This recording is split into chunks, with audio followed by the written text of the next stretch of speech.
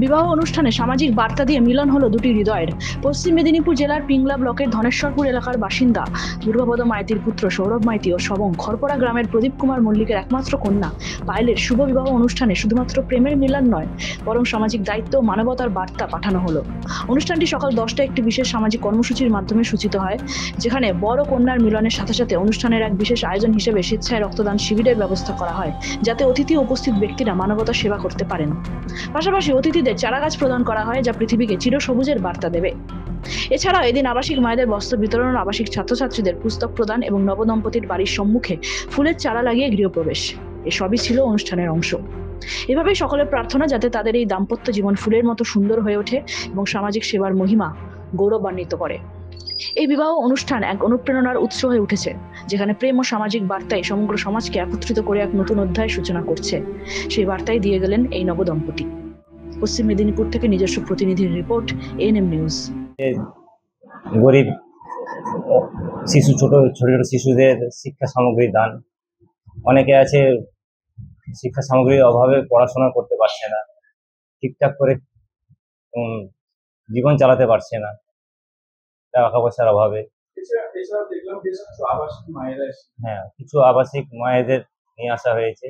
তো এই কারণে বলবো যে এখন আমাদের সব থেকে পরম পূজনীয় হচ্ছে বাবা মা। তো বাবা মাকে শ্রদ্ধা, সম্মান, ভালোবাসা এগুলো যদি না আমি দেই, হাজার ভগবানকে ডাকলেও আমরা সেই আশীর্বাদ আমরা পাবো।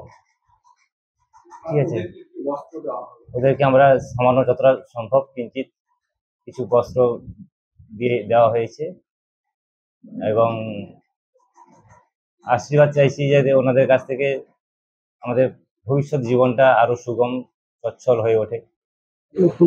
নতুন একটা কর্মসূচি এটা নিয়েছে এই কারণে, অ্যাকচুয়ালি আমি কিন্তু যেটা ভাবছি সেটা আমার ভাবনাটা ঈশ্বরের চাইছে, তাই আমার মন থেকে হয়তো বেরিয়েছে। আমি কিন্তু কোনো কিছুই করিনি, যেটা ঈশ্বরের দ্বারাই এটা সম্ভব হয়েছে।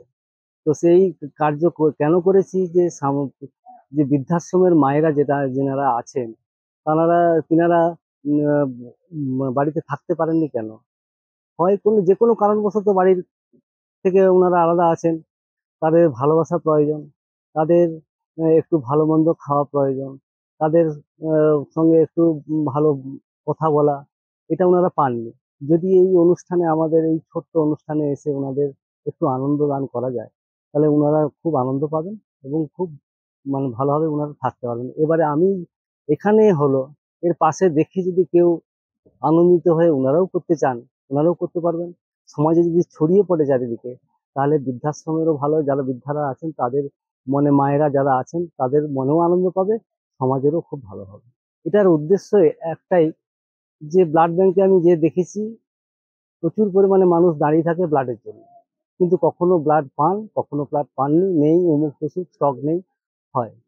তো সেক্ষেত্রে যদি বাড়িতে বাড়িতে এই অনুষ্ঠান, কোথাও গৃহপ্রবেশ, কোথাও জন্মদিন, এটা যদি পালন হচ্ছে, অনেকের অনেক কিছু টাকা পয়সা অনেকভাবে খরচা করেন, যদি এইভাবে খরচা করতে থাকেন, তাহলে সমাজের বুকে একটা নতুন জিনিস সৃষ্টি হবে, কি ক্লাবের যে ব্লাড ডোনেশন কোনটা না হয়ে বাড়িতে হচ্ছে, এবং প্রচুর পরিমাণে বাড়িতে হবে, সারা বছরই হবে, তাতে ব্লাড ব্যাংকের ব্লাড সবসময় স্টক থাকবে, সাধারণ মানুষ উপকৃত হবে।